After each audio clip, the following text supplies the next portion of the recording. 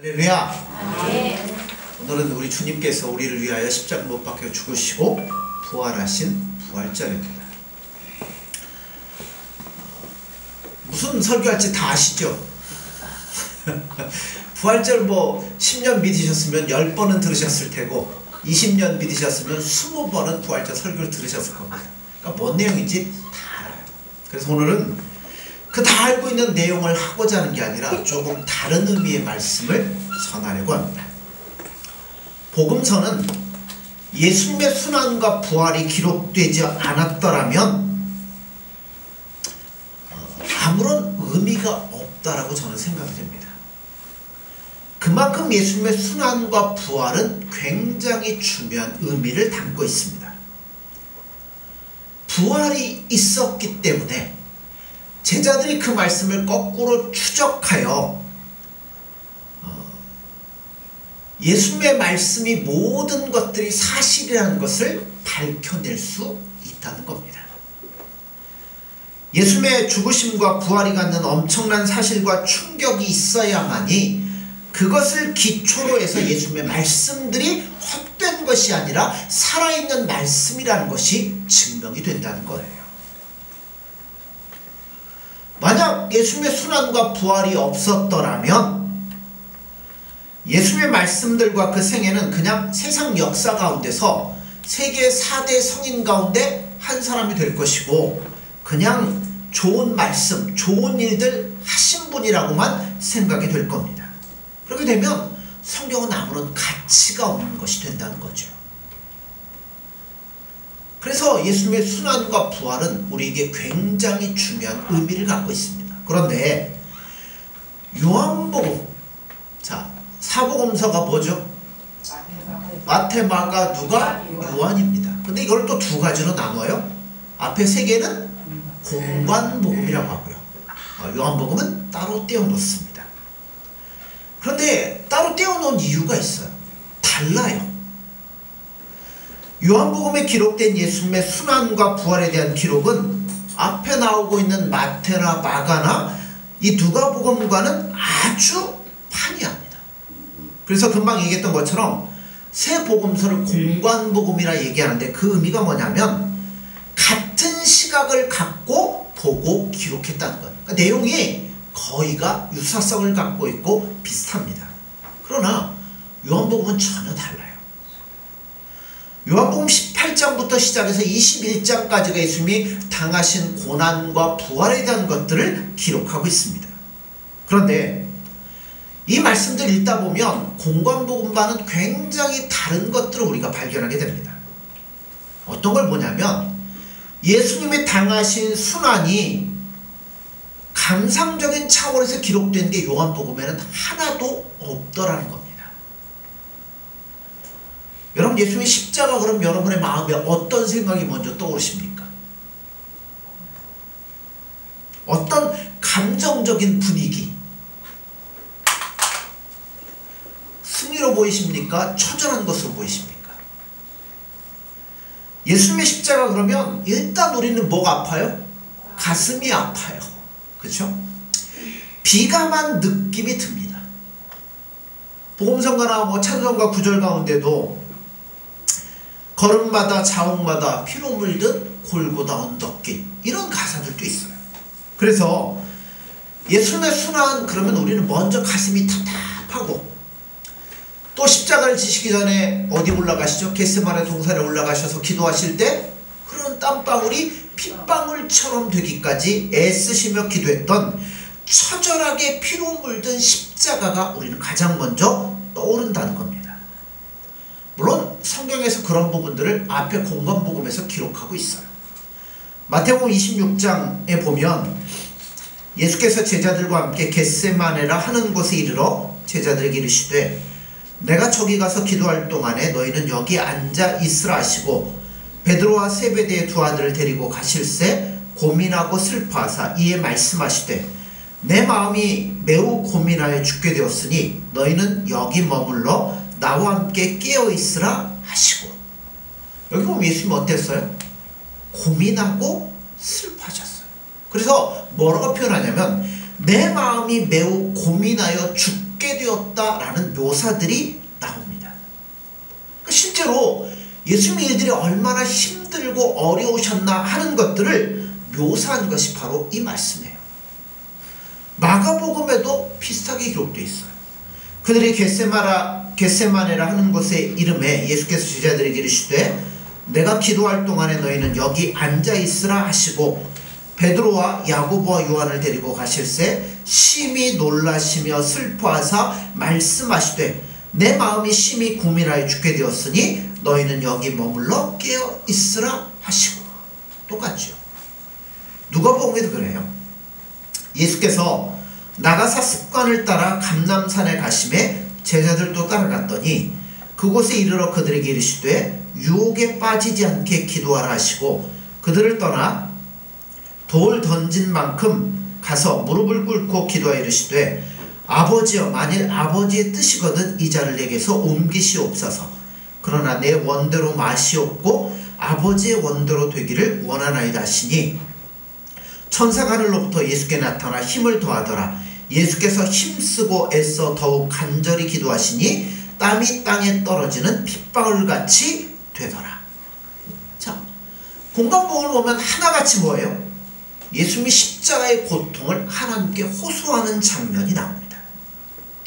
마가복음 예수님이 최후를 마치실 때도 그래요. 마가복음에 보면 제9시에 예수께서 크게 소리질러 이르시되 엘리 엘리 라마 사박다니 하시니 이는 번역하면 나의 하나님 어찌하여 나를 버리셨나이까 하느니라. 이 기록이 누가복음에도 나옵니다.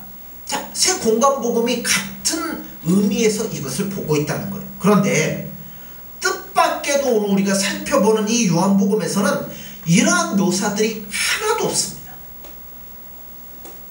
오늘 본문만 해도 기도했다라는 이 사실만, 이 기도한 사건부터가 아예 없어요. 기도한 사건도 없고 그냥 기도는 시내를 거쳐 동산에 가셨다가 사람들이 예수님을 잡으러 왔다라고만 이야기를 합니다. 그런데 거기서도 다른 공간복음서에서 본 것 같이 예수님이 당하신 순환이 얼마나 힘들고 처절한 것이었느냐 하는 묘사보다는 오히려 당당한 묘사가 더 많아요. 얼마나 힘들어 이런 얘기는 전혀 없어요. 그리고 뭐라고 하냐면 이래요. 예를 들면 너희가 왜 왔느냐? 잡으러 온 병사들에게 물어봐요. 그랬더니 예수님을 잡으러 왔다고 얘기합니다. 예수님 뭐라 그래? 야, 내가 그다. 당당하게 예수님 말씀합니다. 그 당당하신 것을 어떻게 우리가 표현을 통해 알 수 있느냐면, 자, 오늘 4절 6절 말씀 보시죠. 예수께서 그 당한 일을 다 아시고 나아가 이르시되 너희가 누구를 찾느냐? 대답하되 나사렛 예수라 하거늘 이르시되 내가 그니라 하시니라. 그를 파는 유다도 그들과 함께 섰더라. 예수께서 그들에게 내가 그니라 하실 때 그들이 물러가서 땅에 엎드러지는지라. 여기 보면 물러가서 엎드러지는지라 말씀은 다른 말로 표현하면 튕겨져 나가 땅에 곤두박질 쳤다는 얘기예요. 공간복음과는 전혀 다른 표현을 요한은 쓰고 있습니다. 그러니까 공간복음에서는 할 수만 있으면 예수님 뭐 하시려고 그래? 이것을 피하시려고 그래요. 그래서 이 요한복음하고는 전혀 달라요. 오히려 요한복음은 뭐 하려고 그래? 당당하게 나가셔요. 순환당하는 일이 잘하시는 것 같고 이 승리의 길 같고 기쁜 일처럼 묘사되어 있습니다. 잡으러 오니까 당당히 뭐라 그래? 내가 그다. 이때 얼마나 그 말씀이 능력이 있었으면 그 말을 듣는 자도 어떻게 됐다고요? 튕겨져 나가 땅바닥에 다 나뒹굴었다는 겁니다. 그러니까 이렇게 생각할 수 있어요. 예수님은 로마의 군사들의 검과 창에 잡혀가신 것이 아니라 스스로 잡혀주신 겁니다. 그러면서 뭐라고 그래요? 나는 잡혀갈 테니까 내 제자들은 너희가 찾는 이들이 아니니까 다 보내라 당당하게 말씀합니다. 이 제자들을 보내주면 내가 잡히겠다는 게 아니라 그냥 보내라고 말씀하는 거예요. 이 얘기는 또 뭔 얘기냐면 이런 얘기입니다.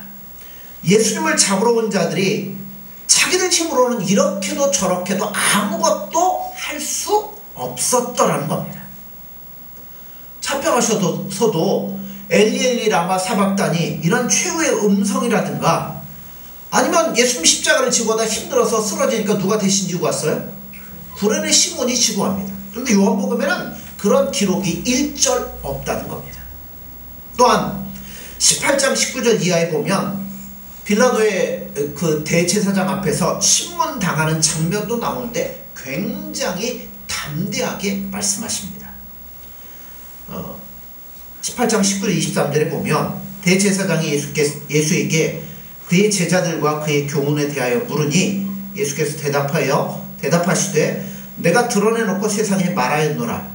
모든 유대인들이 모이는 회당과 성전에서 항상 가르쳤고 은밀하게는 아무것도 말하지 아니하였거늘 어찌하여 내게 묻느냐. 내가 무슨 말을 하였는지 들은 자들에게 물어보라. 그들이 내가 하던 말을 아느니라. 이 말씀을 하심에 곁에 섰던 아랫사람 하나가 손으로 예수를 쳐 이르되 내가 대제사장에게 이같이 대답하느냐 하니 예수께서 대답하시되 내가 말을 잘못하였으면 즉 그 잘못한 것을 증언하라. 바른 말을 하였으면 내가 어찌하여 나를 치느냐 하시더라. 여기 보면 체포된 자 같은 모습이 하나도 없어요. 자, 또 그 뒤를 볼까요? 33절 37절입니다. 이에 빌라도가 다시 관정에 들어가 예수를 불러 이르되 내가 유대인의 왕이냐? 예수께서 대답하시되 이는 내가 스스로 하는 말이냐? 다른 사람들이 나에 대하여 내게 한 말이냐? 빌라도가 대답하되 내가 유대인이냐? 내 나라 사람과 대제사장들이 너를 내게 넘겼으니 내가 무엇을 하였느냐? 예수께서 대답하시되 내 나라는 이 세상에 속한 것이 아니니라. 만일 내 나라가 이 세상에 속한 것이었더라면 내 종들이 싸워 나로 유대인들에게 넘겨지지 않게 하였으리라. 이제 내 나라는 여기에 속한 것이 아니니라. 빌라도가 이르되 그러면 내가 왕이 아니냐? 예수께서 대답하시되 내 말과 같이 내가 왕이니라. 내가 이를 위하여 태어났으며 이를 위하여 세상에 왔나니 곧 진리에 대하여 증언하려 함이로라. 무릇 진리에 속한 자는 내 음성을 듣느니라 하신대. 여기 보면 예수님은 당당하셔요. 전혀 연약한 게 없이 당당하게 말씀하십니다. 오늘 많이 읽습니다. 19장 8절에 11절입니다. 빌라도가 이 말을 듣고 더욱 두려워하여 다시 관정에 들어가서 예수께 말하되 너는 어디로부터냐 하되 예수께 대답하여 주지 아니하시는지라. 빌라도가 이르되 내게 말하지 아니하느냐? 내가 너를 놓을 권한도 있고 십자가에 못 박을 권한도 있는 줄 알지 못하느냐? 예수께서 대답하시되 위에서 주지 아니하였더라면 나를 해할 권한이 없었으리니 그러므로 나를 내게 넘겨준 자의 죄는 더 크다 하시니라. 자, 21절 22절입니다. 유대인의 제사장들이 빌라도에게 이르되 유대인의 왕이라 쓰지 말고 자칭 유대인의 왕이라 쓰라니 빌라도가 대답하되 내가 쓸 것을 썼다 하니라. 자, 한 번 더 봅니다. 28절에 30절입니다. 그 후에 예수께서 모든 일이 이미 이루신 줄 아시고 성경에 응하게 하려 하사 이르시되 내가 목마르다 하시니 거기 신포도주가 가득히 담긴 그릇이 있는지라. 사람들이 신포도주를 적신 해면을 우슬초에 메어 예수 입에 대니 예수께서 신포도주를 받으신 후에 이르시되 다 이루었다 하시고 머리를 숙이니 영혼이 떠나 가시니라. 자, 이런 고난을 당하시는데도 하나도 고난과 고통과 처절한 묘사가 요한복음에는 하나도 없습니다. 네가 왕이냐? 그러니까 뭐라 그래? 그래, 내가 왕이다. 내 제자들을 보내라. 내가 온 것은 뭐 하려고요? 하나님의 말씀을 응하도록 하기 위해서 왔을 뿐이다 라고 묘사되어 있습니다. 그리고 마지막에 돌아가시는 장면도 이렇게 묘사가 되어 있습니다. 30절에 보면 예수께서 신포도주를 받으신 후에 이르시되 다 이루었다 하시고 머리를 숙이니 영혼이 떠나 가시니라. 자, 여러분, 사람이 죽으면 고개가 떨어질까요? 고개가 떨어지면 죽는 걸까요? 죽으니까 고개가 떨어지는 거죠. 그런데 말씀을 보세요. 예수님에 대한 묘사는 다르죠. 고개를 숙이시고 나서 그 영혼이 떠나가셨다는 겁니다. 무슨 얘기예요? 예수님께서 허락하셔야 비로소 죽음도 찾아온다는 겁니다. 죽음이 예수님을 결코 찾아올 수 없는데 예수님이 허락하시니까 죽음이 찾아왔다는 거예요. 28절 이후에도 보면 예수께서 이 모든 일이 이미 이루신 줄 아시고 성경으로 응하게 하시려고, 자, 성경 말씀을 응하게 하시려고 뭐라 그래요? 내가 목마르다 라고 말씀을 합니다. 다른 복음서 기록과는 그 관점이 전혀 다르다는 겁니다. 목마른 것도 예수님의 목이 말라서 목이 마르다는 이야기가 아니고 뭐 하려고요? 성경. 그렇죠. 하나님의 말씀이 응하게 하려고 모든 것들을 하셨다는 겁니다. 그러니까 잡혀가실 분이 아닌데도 뭐 하려고요? 말씀에 응하게 하려고 잡혀가신 겁니다. 십자가를 지시는 것도 말씀에 응하도록 하기 위해서 십자가를 지시는 겁니다. 그러니까 요한이 기록하고 있는 이 10분 예수님의 순환과 부활의 가장 중요한 내용이 바로 그 내용이라는 거예요. 자, 20장 30절 31절입니다. 예수께서 제자들 앞에서 이 책에 기록되지 아니한 다른 표적도 많이 행하셨으나 오직 이것을 기록함은 너희로 예수께서 하나님의 아들 그리스도이심을 믿게 하려 하며 또 너희로 믿고 그 이름을 힘입어 생명을 얻게 하려 함이니라 라고 말씀합니다. 요한복음을 기록한 이유가 뭐라고요? 예수 그리스도가 사람이 아니라 하나님이신 것을 믿게 하며 그를 힘입어 그의 이름으로 구원을 얻게 하기 위해서 기록되었다고 요한은 분명히 말씀하는 겁니다. 예수님은 이 책에서 이 책에 기록되지 아니한 다른 표적들도 많이 행하셨다라고 분명히 말씀합니다. 그런데 여기 이것만 기록한 것은 목적이 있다는 거예요. 예수님이 누구신가와 그를 힘입어 구원을 얻도록 하기 위해서 이것들을 기록했다는 겁니다. 여기에 모든 힌트가 들어있습니다. 예수님이 누구신가 하는 것은 상대적으로 인간은 누구인가 하는 것을 가르쳐주는 거예요. 그거를 지적하고 싶으신 겁니다. 예수님께서는 그 사망 아래 자신을 두시고 십자가를 지러 이 땅에 오신 이유가 뭐냐는 거예요. 우리가 죄인이라는 거죠. 우리는 어떤 힘으로도 구원을 받을 수 없는 죄인이라는 겁니다. 그러니까 예수님은 하나님의 뜻을 응하여서 우리들을 구원하고자 이 땅에 오셨다는 거예요. 그 말씀을 응하게 하려고 십자가를 지셨고 스스로 잡혀가셨고 죽음을 허락하신 겁니다. 바로 우리를 구원하기 위한 것. 그래서 요한복음 1장을 보면 자, 예수님이 누구신가? 그러면 필연적으로 우리는 누구인가 하는 게 나오잖아요. 1장에 뭐라고 기록돼요? 참빛 곧 세상에 와서 각 사람에게 비추는 빛이 있었나니 그가 세상에 계셨음에 세상은 그로 말미암아 지은 바 되었으되 세상이 그를 알지 못하였고 자기 땅에 오매 백성이 영접하지 아니하였더라 라고 하는 겁니다. 무슨 얘기예요? 인생이 자기 욕심에 이끌려서 하나님이 누군지도 예수님이 누군지도 모르고 살아가는 것이 바로 우리 인생이더라는 겁니다. 그러므로 여러분, 신앙은 다른 게 아니에요. 신앙은 결국 하나님이 누구시며 그 예수님 앞에서 내가 누구인가를 확인할 수밖에 없는 거예요. 내가 얼마나 죄인인데, 나는 예수님이 와도 알 수 없는 죄인인데 그것을 구원하려고 예수님이 나를 위하여 이 땅에 오셔서 십자가를 대신하여 죽으셨으니까 이제 내 신앙의 목적은 분명하다는 겁니다.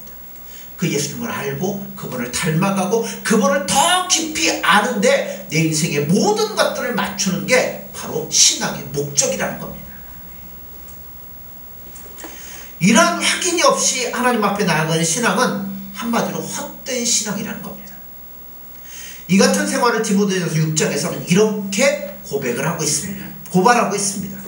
자, 누구든지 다른 교훈을 하며 바른 말 곧 우리 주 예수 그리스도의 말씀과 경건에 관한 교훈을 따르지 아니하면 그는 교만하여 아무것도 알지 못하고 변론과 언쟁을 좋아하는 자니 이로써 투기와 분쟁과 비방과 악한 생각이 나며 마음이 부패하여지고 진리를 잃어버려 경건을 이익의 방도로 생각하는 자들의 다툼이 일어나느니라 라고 말씀합니다. 목적을 잃어버리면 뭐밖에 안 남냐면 이익밖에 안 남아요. 예수님이라는 목적이 사라지고 나면 우리가 예수님 믿는 이유가 뭐가 돼요? 잘 살려고, 행복하게 살려고, 돈 많이 벌려고, 이런 것밖에는 안 남게 된다는 겁니다. 이것이 어디까지 해당이 되냐면 경건이라는 것에까지 포함이 되고 있다는 거예요. 여러분, 우리나라 사람들이 가장 받고 싶어하는 은사 베스트 3 1번 뭘까요? 신유의 은사, 2번 예언의 은사, 3번 방언의 은사. 그런데 왜 이걸 그렇게 받고 싶어 할까요? 여러분도 신유의 은사 받고 싶지 않으세요? 예언의 은사 받고 싶지 않으세요? 왜 사람들이 이걸 받고 싶어 할까요? 그거를 통하여서 내가 예수님을 더 깊이 알게 되고 더 깊이 교제하게 되고 더 예수님 속으로 들어간다면 이거는 정말 우리에게 유익한 은사가 됩니다. 그런데 그렇지 않고 그 은사들이 이익의 재료가 되어서 나에게 뭔가 유익을 준다라고 생각되면 이거는 문제가 있다는 겁니다. 아까 제가 빌립보서 금방 읽었죠. 예수님의 말씀, 그분이 하던 것들이 아니면 그 안에 뭐가 나와요? 다툼이 생기고 분란이 생기고 이런 일들이 벌어지는 거예요. 경건을 이익의 재료로 여기기 때문에 교회 안에 다툼과 분란이 그치지 않는 겁니다. 신령한 일들, 이런 은사들을 더 하나님을 깊이 알고 그분을 더 경험하고 그분의 더 깊은 그 사랑 속에 들어가려고 노력하지 않는다면 이것이 단지 나에게 어떤 유익을 주고 나를 행복하게 만들고 나를 우러러보게 만들고 이런 것이 된다면 여러분 그거는 다 가짜입니다. 사기입니다. 오늘날은 예수님 믿는 것이 점점 더 어려워지는 시대를 살고 있습니다. 왜 어려워질까요? 여러분 물질적으로 부유해지기 때문에 더 어려운 것 같습니다. 물질적 번영만큼 신앙에 더 큰 유혹도 없습니다. 물질적 이익에 철저히 단련된 사람들이 무엇이 답답하고 주일날 아침부터 일찍 나와가지고 하나님 앞에 나오겠습니까? 그러니까 철저하게 이익에 단련된 사람들이기 때문에 그러지 않는다는 거예요. 신앙을 육적인 이익의 재료로 계산하는 사고방식 속에는 여러분 진짜 신앙이 자리 잡을 수가 없다는 거예요.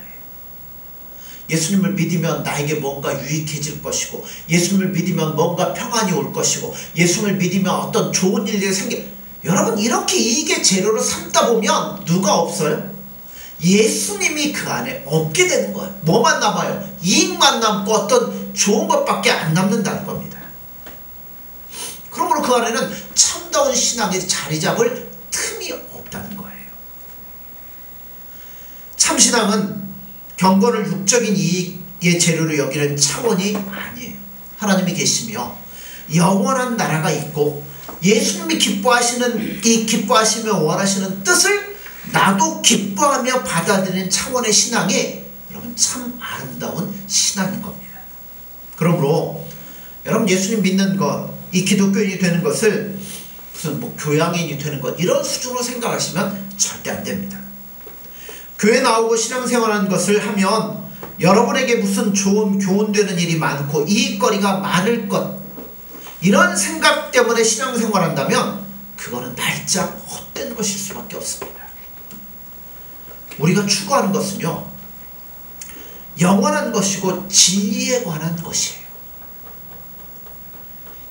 그런데 이 예수 믿는 것 때문에 너무나 많은 것들을 사실 기대하고 사람들이 요구하고 있다는 것을 우리가 발견하게 됩니다. 그러다 보니까 자연적으로 부정적인 것으로 돼버리고 말 때가 많아요. 예를 들자면 이런 거죠. 이렇게 걸러 들으십시오. 목사가 시키면 하나님이 시키는 줄 알고 무조건 순종해야지 듣지 않으면 천벌이 임한다. 맞을까요? 틀릴까요? 맞기도 하고 틀리기도 합니다. 목사가 무슨 나쁜 말 하겠어요? 여러분 신앙생활 잘 하셔야 됩니다. 하나님 열심히 믿었더니 하나님께서 은혜를 주셨어요. 근데 또 이거 하면 안 됩니다. 이거 하면 천벌 받습니다. 했는데 어쩌다가 했어요. 근데 뭐가 안 떨어져요? 천벌이 안 떨어져요. 그럼 이게 맞는 겁니까? 틀린 겁니까? 맞기도 하고 틀리기도 합니다. 어떤 말은 맞고 어떤 말은 안 맞을 때도 있어. 근데 맞을 때는 문제가 아니에요. 이렇게 했으니 잘 되네? 열심히 하죠. 근데 안 맞고 틀리는 대목에 와서는 뭐예요? 그거를 핑계대고 신앙인 것을 모두 다 집어던지는 불신앙이 나올 수가 있습니다. 예를 들면 이런 거예요. 보세요. 여러분 예수님 믿는 것, 교회 나온 것은 다른 사람 보고 나온 겁니까? 아니죠?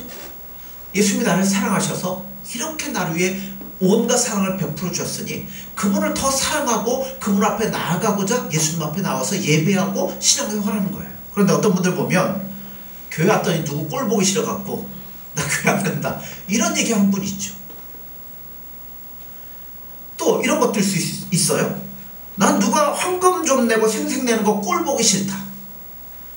모처럼 새벽 예배 기도를 왔더니 누가 그냥 큰 소리로 기도하고 이런 거 그 꼴 보기 싫다. 나 기도 안 와. 누구 손해입니까? 자기 손해죠. 공부 좀 하고 돈 있다고 큰 소리 치는 사람, 보기 싫은 사람들이 세상에 많이 있습니다. 그래서 난 이 꼴 보기 싫은 세상 살기 싫다 하면 누구만 손해요? 자기만 손해죠. 꼴 보기 싫은 건 꼴 보기 싫은 거지고요. 살기는 살아야 될 거 아닙니까? 그러므로 여러분 너무 쉽게 신앙을 생각하지 마십시오. 또 너무 쉽게 포기하지도 마십시오. 무엇이 기독교입니까? 그 얘기 있잖아요. 예수 뭐하러 오셨다고요? 하나님의 말씀을 응하게 하려고 오셨다는 겁니다. 사실에 관한 것이고 진리에 관한 것이 신앙인 거예요. 디모데후서 4장 1절에 8절에 보면 이런 말씀이 있어요. 하나님 앞과 살아있는 자와 죽은 자를 심판하실 그리스도 예수 앞에서 그가 나타나실 것과 그의 나라를 두고 엄히 명하노니 너는 말씀을 전파하라. 때를 얻든지 못 얻든지 항상 힘쓰라. 범사의 오래 참음과 가르침으로 경책하며 경계하며 권하라. 때가 이르리니 사람이 바른 교훈을 받지 아니하며 귀가 가려워서 자기의 사욕을 따를 스승을 많이 두고 또 그 귀를 진리에서 돌이켜 허탄한 이야기를 따르리라. 그러나 너는 모든 일에 신중하여 고난을 받으며 전도자 일을 하며 내 직무를 다하라. 전제와 같이 내가 벌써 부어지고 나의 떠날 시각이 가까웠도다. 나는 선한 싸움을 싸우고 나의 달려갈 길을 마치고 믿음을 지켰으니 이제부로는 나를 위하여 의의 면류관이 예비되었으므로 주 곧 의로우신 재판장이 그날에 내게 주실 것이며 내게만 아니라 주의 나타나심을 사모하는 모든 자에게노니라. 여러분에게 이런 사모함이 있으십니까? 우리 주변에는 온당치 못한 일들 투성입니다. 여러분 정치 무슨 희망이 있습니까? 어제 운동하다가 같이 운동하시는 동호인분 중에 한 분이 요즘 정치를 하면서 누가 국회의원들 싹 다 잡아다가 넣어버렸으면 좋겠다는 얘기를 하는데 여러분 정치, 사회, 문화, 경제 다 오류투성입니다. 세상 일은 원래 그러니까 그렇다고 쳐요. 그런데 진리를 가르치는 자들이 진리를 사수하지 않는 일을 볼 때는 더욱더 속상할 수밖에 없다는 겁니다. 그러나 여러분 이런 일들마저도 여러분들은 시험에 빠지지 말게 하셔야 된다는 거예요. 여러분 하나님은 결코 빈틈이 없으신 분입니다. 정확하신 분이에요.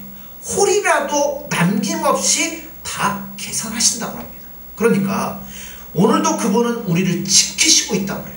불꽃 같은 눈동자로 우리를 지켜보고 계신다고 말씀합니다. 우리가 당하는 억울한 일도 다 뭐예요? 보신다는 거예요. 그러므로 여러분 어떤 억울한 일이 있어도 여러분 흔들리지 마십시오. 시험케 하는 일들 흔들리지 마십시오. 예수님은 어떠한 일들 가운데서도 하나님의 말씀을 응하게 하려고 이 땅에 오셔서 그 말씀대로 사셨다는 거예요.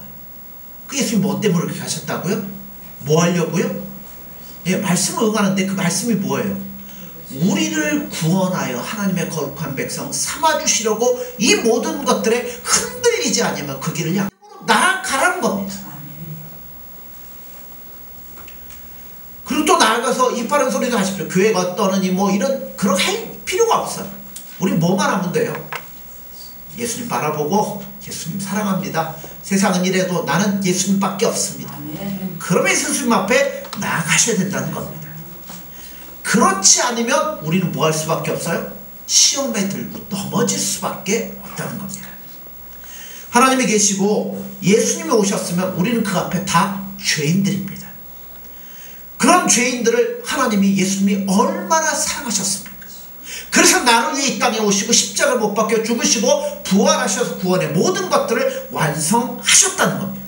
그러면 우리 누구를 붙잡아야 돼요? 예수님을 붙잡고 그 말씀을 붙잡아야 된다는 겁니다. 그리고 앞으로 그 나라 갈 때까지 그 나라를 위해서 우리를 준비하며 그 예수님을 붙잡고 예수님과 즐거이 동행하는 여러분들이 되어지기를 소원합니다. 거기에서 이탈하지 마십시오. 그곳에 이르는 길은 뭐라고 그래요? 좁고 협착하여 찾는 이가 적다고 그래요. 왜요? 다 유혹에 넘어가고 쉽게 빠져버리니까. 여러분 그러지 마십시오. 하나님께서 우리를 위하여 그 아들 예수 그리스도를 보내셔서 십자가를 지게 하신 사실을 놓치지 마십시오. 하나님은 그만큼 우리를 사랑하십니다. 또한 예수님은 그 하나님의 진노를 십자가에서 다 감당하셔서 우리를 사랑하셨습니다. 그러므로 이 사실이 나에게 어떤 의미를 주는지 붙잡으셔야만 이 부활절의 의미가 참될 수밖에 없다는 겁니다. 유익 아니에요. 이익 아니에요. 오직 예수님밖에 없습니다.